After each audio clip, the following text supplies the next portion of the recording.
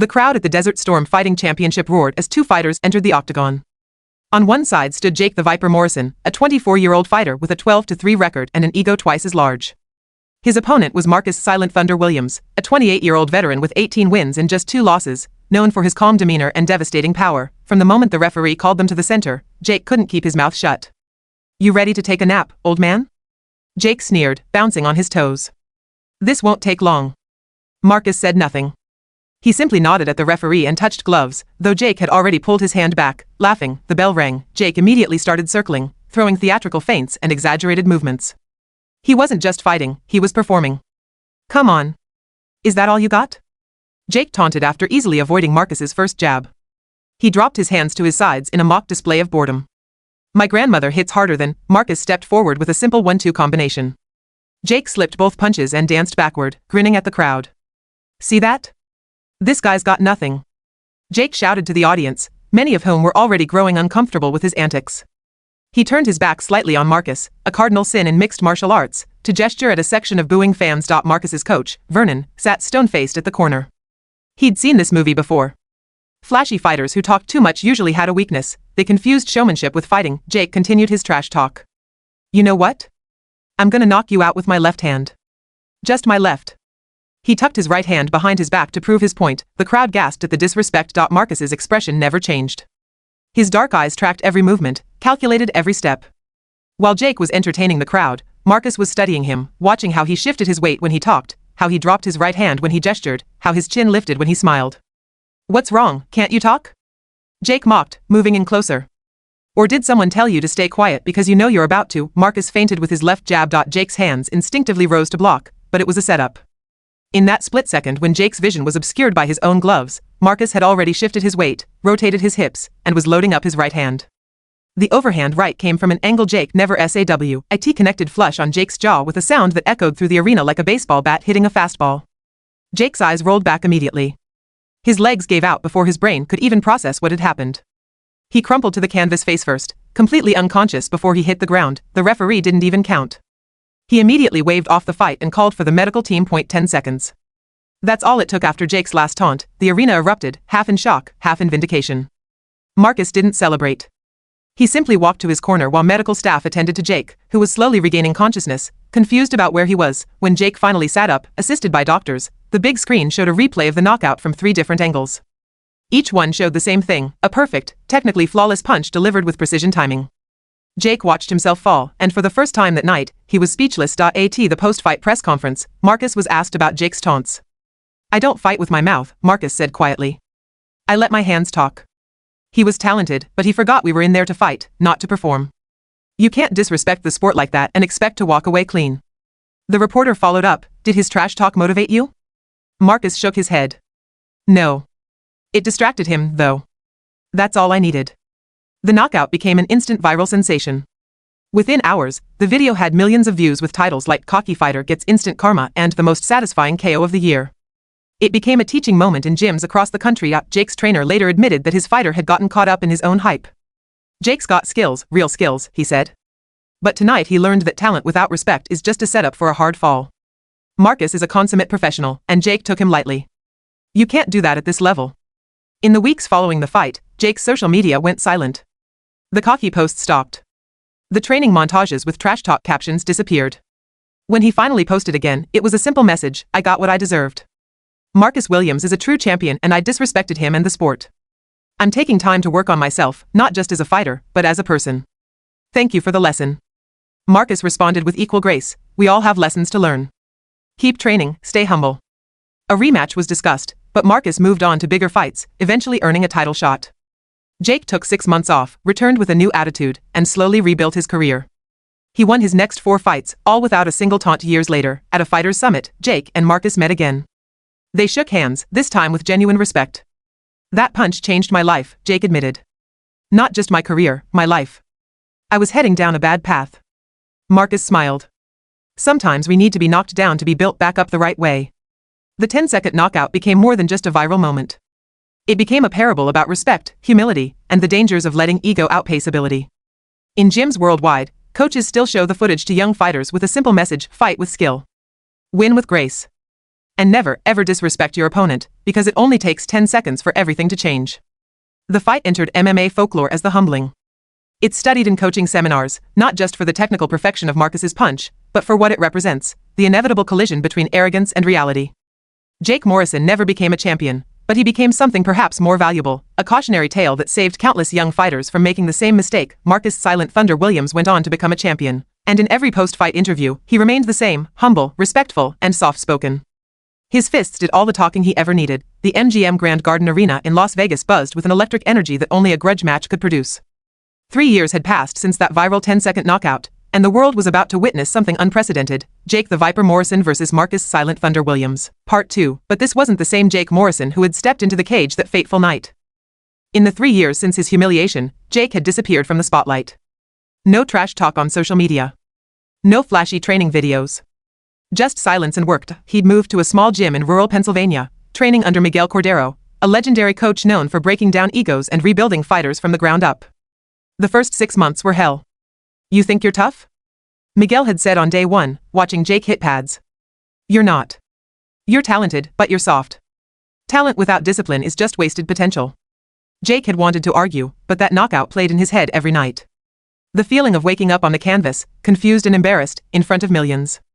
So instead of arguing, he listened. Miguel made him start from scratch. Basic footwork drills for hours. Defensive positioning. Head movement. Everything Jake thought he'd mastered, Miguel tore apart and rebuilt. But the hardest work wasn't physical, it was mental. "You know why you lost?"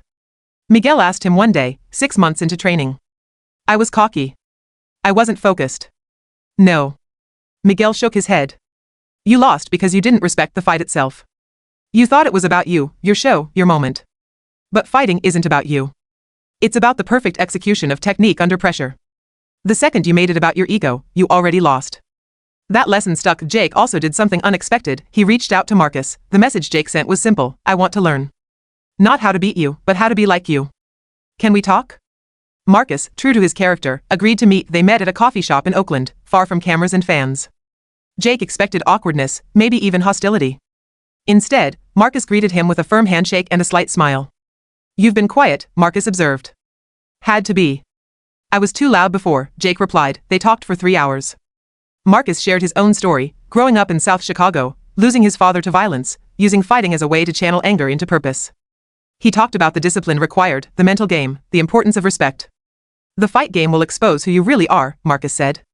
"You can't hide in there. If you're scared, it shows. If you're arrogant, it shows.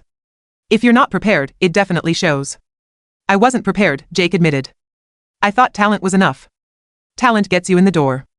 Everything else keeps you in the room." They didn't become best friends, but they developed mutual respect. Marcus even watched some of Jake's comeback fights, sending simple text messages afterward: better footwork or good discipline. 2.5 years after the knockout, Jake had rebuilt his record to 18-4. He'd won 6 straight fights, all of them decisively, none with trash talk. His style had evolved from flashy to fundamental, from entertaining to efficient. Then Marcus lost his title in a controversial split decision. The loss shocked the MMA world. Marcus had been dominant, but a new champion had emerged, Viktor the Siberian Bear Volkov, an undefeated Russian powerhouse who was scheduled to defend his title in 6 months. Jake's phone rang. It was Dana White's office. "Jake, we want to do Morrison versus Williams too. The winner gets the title shot against Volkov." Jake's heart raced. This was it, the chance he'd been working toward. But it meant fighting Marcus, the man who'd knocked him out, the man who'd helped him rebuild. He called Marcus. "I just got the call," Jake said. "So did I," Marcus replied. There was a pause. "You going to take it?" "Only if you're okay with it."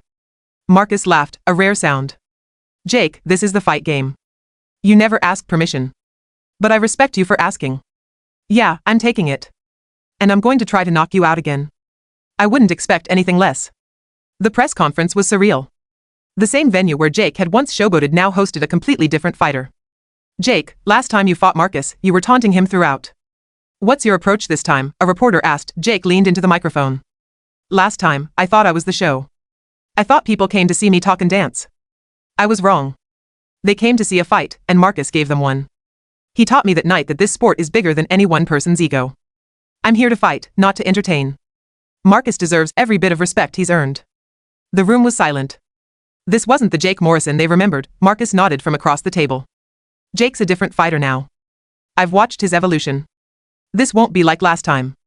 This is going to be a real fight. The weigh-in was equally respectful. They shook hands, looked each other in the eye, and both made weight professionally, but beneath the respect was something else, intensity. They both knew what was at stake. The arena was packed with 20,000 screaming fans. The tale of Jake's transformation had captured the public imagination. Some wanted to see him vindicated, others wanted to see Marcus prove that the first knockout wasn't a fluke. In his locker room, Jake sat quietly. Miguel wrapped his hands. "You ready?" the old coach asked. "Yeah. Remember, this isn't about revenge. This isn't about proving anything. This is about executing the game plan. Fight smart, fight disciplined." "I know. And Jake?" Miguel looked him in the eye. "Win or lose tonight, you're already a different man than you were 3 years ago. Don't forget that." In the other locker room, Marcus shadowboxed slowly. His coach, Vernon, watched. "He's going to be different tonight," Vernon warned. "I know," Marcus said calmly. "Good. I don't want to fight the old Jake. I want to fight the real one." The bell rang. No taunts. No showboating. Just two elite fighters circling each other with calculated precision. Jake's footwork was immediately different, tight, controlled, no wasted movement. He threw a probing jab. Marcus slipped it easily and countered with a low kick that thudded against Jake's lead leg. They exchanged for the first minute, feeling each other out. Jake threw a combination, jab, cross, hook, all technically sound. Marcus blocked two and rolled with the third, returning fire with a body shot that made Jake grunt. "Good shot," Jake muttered, just loud enough for Marcus to hear. The crowd was on its feet. This was already more competitive than their first meeting. At the 2-minute mark, Marcus pressed forward with a combination that backed Jake to the cage.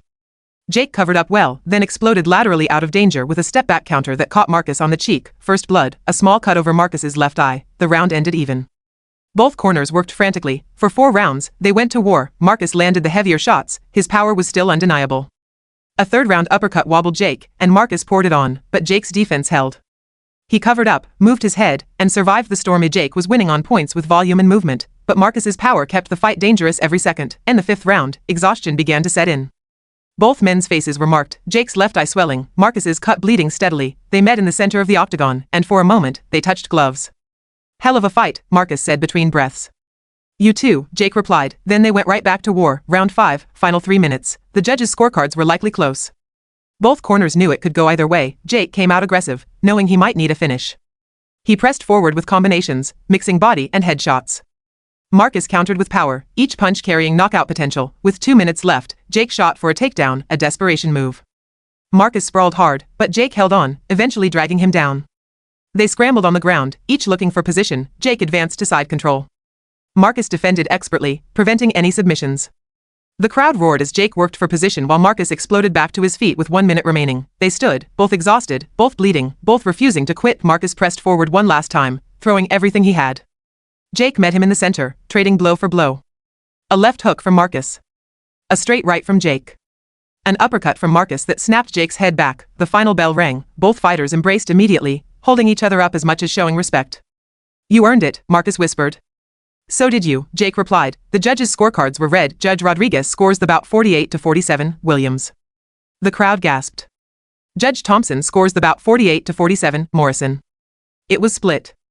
Everything came down to the third judge. Judge Santos scores the bout 48-47. Morrison. The arena erupted, half cheering, half booing. It was that close. Jake's hand was raised, but he immediately went to Marcus, raising his opponent's hand as well. At the post-fight interview, both fighters stood together. "Marcus Williams is a champion regardless of what the judges said tonight," Jake told the crowd. "He made me who I am. 3 years ago, he knocked me out and knocked some sense into me. Tonight, we showed that respect and competition can coexist." Marcus took the mic. Jake's transformation is real. He won tonight fair and square. He's earned his title shot. I'll be watching, and I'll be ready for whoever wins. Jake went on to face Viktor Volkov for the title 3 months later. He lost a hard-fought decision but earned universal respect for his performance. Marcus retired 6 months after the rematch, finishing his career with a legacy as one of the sport's most respected fighters. Years later, they opened a gym together in Los Angeles called Humble and Hungry, dedicated to teaching young fighters not just technique, but character. On the wall hangs a photo from both of their fights, the knockout and the rematch, with a plaque beneath. First, we learn humility. Then, we earn respect. Always in that order. The 10-second knockout remained legendary, but the rematch became something more meaningful, proof that people can change, that humility is strength, and that the fiercest competitors can become the closest allies, because in the end, the real victory wasn't about who won or lost, it was about who they became in the process.